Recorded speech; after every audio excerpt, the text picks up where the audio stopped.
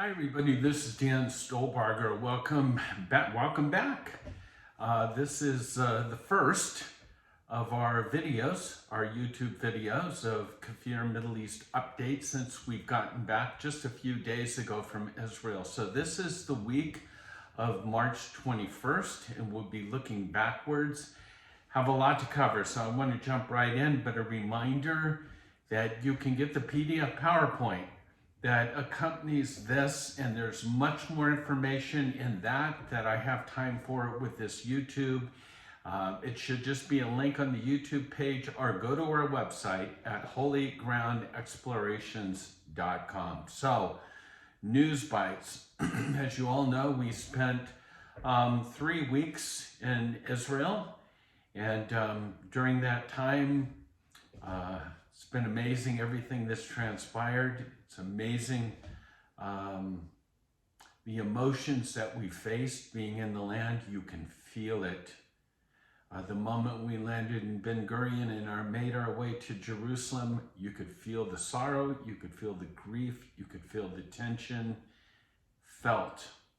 So, with that being said, I was only able to send out the PDF PowerPoints, but no video. So I'm going to jump right in right now with our news bites.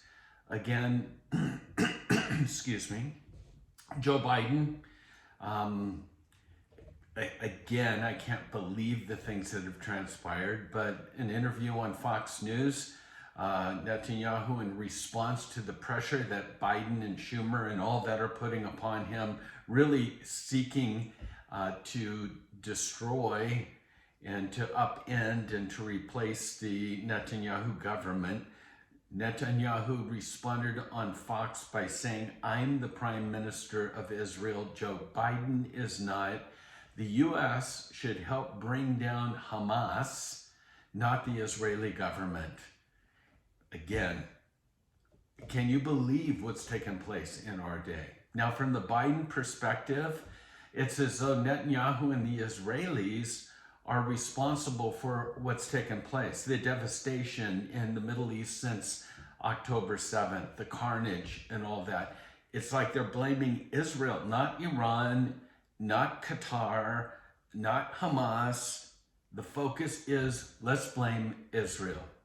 And then, of course, we have Schumer, and we have this imposed an imposed two-state solution. As for Schumer's two-state solution, 64% of Palestinians say that they're opposed to the idea. Those polls would like to see not two, but a one-state solution. And what would that be? Palestine with no Israel. Once again, from the river to the sea, Palestine shall be free. That's what a one-state solution looks like. The annihilation of Israel. Now, interestingly enough, more than 60% of the so-called Palestinian civilians, over 60%, expressed support for an armed struggle, the continuance of an armed struggle against Jerusalem. From the Israeli perspective, bottom line, and it's felt, as I've mentioned, we're losing the battle for public opinion. And part of the reason is because of Biden and Schumer, who keep attacking the Prime Minister as being dangerous and irresponsible, when in reality, Israel is fighting a bloodthirsty, when you talk about genocide, that's who they're facing as an enemy. And then the last thing with our news bites, Canada. Trudeau's administration's threatening to stop arms shipment to Israel. Not that's a big deal, because I just read a report last night that it's only a very small fraction of any sort of arms that Israel gets from Canada. But it's the precedence that's being set, the fear that other countries would join in. Now, disillusioned, disheartened, worried, fearful, yeah, that's me. Today's news, March 21st, the U.S. has submitted a draft a UN resolution calling for the immediate ceasefire in Gaza linked to the release of the hostages. Washington is calling for an immediate ceasefire. Again, this is Biden. He's put it in front of the Security Council.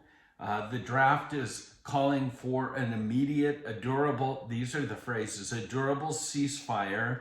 Why? To protect civilian lives on all sides, to enable the essential humanitarian aid to be delivered. No vote's been scheduled yet, but you have to understand that what's unclear here and what's worrisome is what is a durable ceasefire? Is that interpreted as a permanent ceasefire? Because just so you know, a permanent ceasefire would certainly be rejected by Israel, as it would mean that Israel's lost the war, and it would leave Hamas in power in parts of Gaza, and you just might as well hit the reset button, because what took place on October 7th will happen again if Hamas is not eliminated. Now, here's the betrayal of the Democrats. This just an article today. Democratic senators are pushing Biden for a unilateral recognition of the Palestinian state. I'll read the article. Nearly 1/3 of the Democrats in the Senate signed an open letter to Biden, urging him to take, quote, bold steps towards establishing a Palestinian state. 19 Democratic senators added their names to the text, and they pushed Washington to publish a framework for a Palestinian state, now get this, that will be unilaterally recognized by the United States regardless of Israel's stance on the matter. And then that's the Democratic side. This is an interesting times in which we live, because at the end of this article it says, now according to a recent report, the Republicans of the House are considering inviting Netanyahu to speak in front of Congress in the near future. We know that Biden wants to speak in front of the Knesset, and now the Republicans are saying, now let's just bring Bibi and let him speak once again. These are insanity, crazy times in which we're living. Biden's strategy. After the State of the Union, after that address where Biden sounded, did you listen to it? He sounded more animated over the humanitarian situation in Gaza rather than Israel's ability to defeat Hamas. No doubt Biden is feeling the pressure from its progressive flank, the squad, etc. It's in the middle of an election year. He's looking for a way to win back support from younger voters who have turned against Israel, while not sacrificing. This is the game he's trying to play in treading water. He doesn't want to sacrifice support from the pro-Israel voters, but the bottom line is that he is no longer supporting Israel. Make no mistake about that. We have turned, the Biden administration has turned its back on Israel. Schumer, Biden, and then now Schumer comes up. And just as a reminder, Schumer literally called for new elections in Israel in his speech. He said, according to Schumer, Netanyahu is an obstacle to peace, and his coalition is harming Israel. Biden knew about it. He knew about the content of the speech. And in response to a question from reporters, Biden said that Schumer had been in contact with the president's staff regarding the content of his speech. Now listen, Biden added that he thought the speech was good, and it expressed the concern of many Americans. one government, its major ally in the Middle East, is calling for what?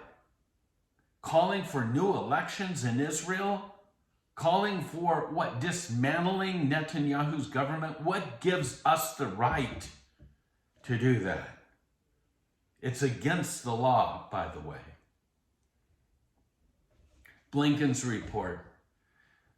I know he's in Israel now. Secretary of State Anthony Blinken said that Israel's highest priority, you ready for this? Their highest priority in its ongoing war against Hamas should be, you want to fill in the blanks? Should be protecting Gazan citizens. And that aim should be more important than the goal of defeating the terror group. Do I need to remind you again? My wife and I had the opportunity to visit Sderot, to walk through the devastation in the bereaved forest, to be at Nova, where the eerie feeling, much like Birkenau and Auschwitz, of walking through with Israeli flags everywhere, that there were deaths. And these are not just humanitarian, this is, when I say, I don't even have the words. It's not like a war where there's casualties. I'm talking about demonic oppression with raping, and I don't have the words. I cannot express the words of the emotions that I have for what I saw with my own eyes. And Biden is saying that Israel should be more concerned about protecting the Gazan civilians. Do you remember the pictures of when dead Israelis were brought into Gaza, the cheering of the streets? This is the civilians that are cheering the deaths of Israelis, the rape of Israelis, the burning of babies of Israelis. That's what Israel should be concerned about. It's Biden or Blinken appeared to be saying to Israel, it's on you to save the Gazan civilians, rather than blaming or addressing Hamas terrorist group that operates where? In the densely populated residential areas, in the mosques, in the schools, and of course, in hospitals. And they use the local population as human shields. But you know what? Let's go ahead and just blame Israel for all of that. What else is new? And then we have the counter proposal. Now, this whole thing with Rafah and with Israel going into Rafah, having to destroy the battalions that are left to put an end to Hamas. Again, Biden is saying, no, you're not, that's a red line. You can't cross that. There were too many possible casualties. And so here's the U.S. counter proposal. The idea would be, hey, let's focus on the Philadelphia corridor instead of those battalions, and let's stop the arms smuggling through that corridor, the Egyptian-Gazan border, and again, let's make that your focus. If we can keep arms from being transferred in, then you're not going to have to worry about Hamas and those battalions. Let me tell you, Bibi's made it crystal clear. Quote, and I'm quoting Netanyahu, I made it clear to the president in our conversation in the most clearest way that we're determined to complete the elimination of the battalions in Rafah. And there's no other way around it other than entrance of ground forces. And that was just on Tuesday. So red lines, whatever they may be, Bibi's saying, we're going in. Biden is saying, no, you're not.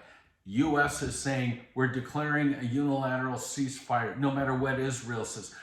U.S. is basically saying, we're going to push through a two-state solution, regardless of what Israel has to say about it. The world in which we're living.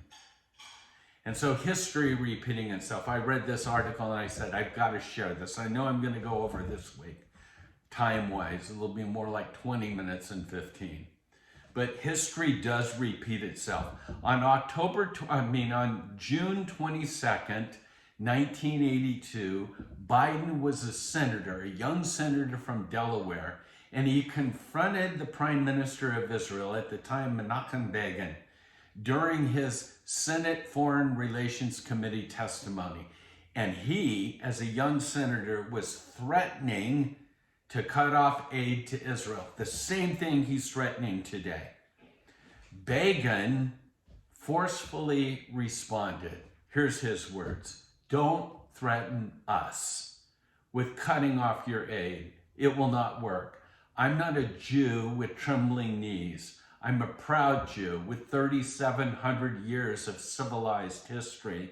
Nobody came to our aid when we were dying in the gas chambers and ovens. Nobody came to our aid when we were striving to create our own country. We paid for it. We fought for it. We died for it. We will stand by our principles. We will defend them. And when necessary, we will die for them again, with or without your aid. Biden reportedly then banged on the table with his fist. And at that, Menachem Begin retorted, "This desk is designated for writing, not for fists. Don't threaten us with slashing aid.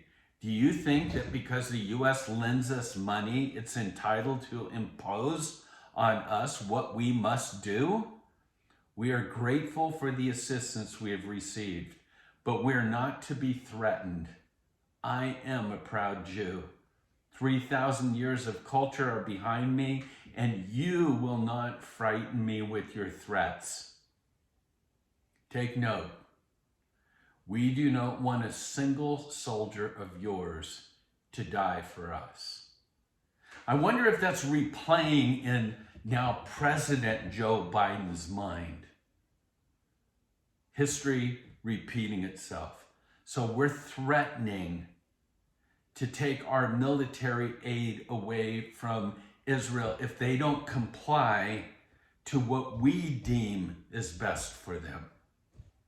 So now we have this big problem. The U.S. is not going to say that we're going to do that, but here's the truth. Earlier in the war, the officials told the ABC News that the transfers of military aid were coming very fast.